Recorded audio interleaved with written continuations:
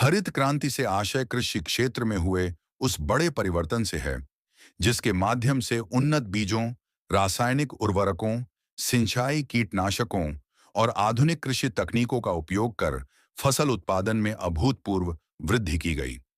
हरित क्रांति की पृष्ठभूमि 1947 से 1965 तक। स्वतंत्रता के बाद भारत को कई गंभीर समस्याओं का सामना करना पड़ा। खाद्यान्न उत्पादन बहुत कम था, जनसंख्या तेजी से बढ़ रही थी। अमेरिका से ओपीएल 480 योजना के तहत गेहूं आयात करना पड़ता था। 1950 से 1960 के दशक में बार बार अकाल पड़े। भारत खाद्यान्न आत्मनिर्भरता से बहुत दूर था। हरित क्रांति की शुरुआत 1965 से 1966 में हुई। सबसे पहले गेहूं पर ध्यान केंद्रित किया गया। मैक्सिको से विकसित बौनी किस्मों को अपनाया गया।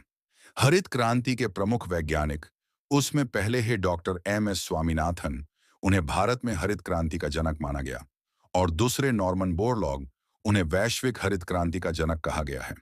अभी हम हरित क्रांति के प्रमुख तत्व के बारे में जानेंगे। हरित क्रांति लाने के लिए उन्नत बीजों का उपयोग किया गया। अधिक उत्पादन देने वाली किस्में, जैसे कि गेहूं की किस्में कल्याण सोना और सोनालिका की बुआई करी गई। सिंचाई व्यवस्था में नहरें, ट्यूबवेल और बांध परियोजनाएं, इनका उपयोग किया गया। रासायनिक उर्वरक नाइट्रोजन, फास्फोरस, पोटाश और कीटनाशक तथा खरपतवार नाशक का इस्तेमाल किया गया। हरित क्रांति के प्रमुख क्षेत्र के बारे में जानते हैं। हरित क्रांति का प्रभाव मुख्यतः निम्न राज्यों में रहा।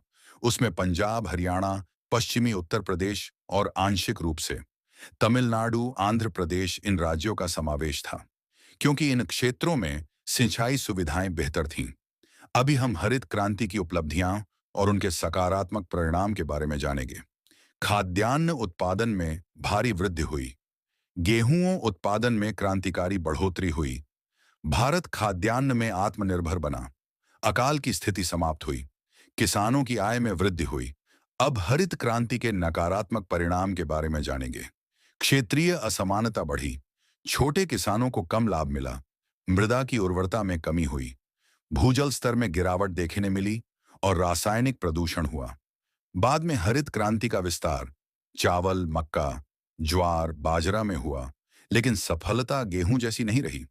निष्कर्ष, हरित क्रांति ने भारत को भुखमरी से आत्मनिर्भरता की ओर पहुंचाया। हालांकि इसके कुछ दुष्परिणाम भी रहे, लेकिन कुल मिलाकर यह भारत के कृषि इतिहास की सबसे महत्वपूर्ण क्रांति मानी जाती है।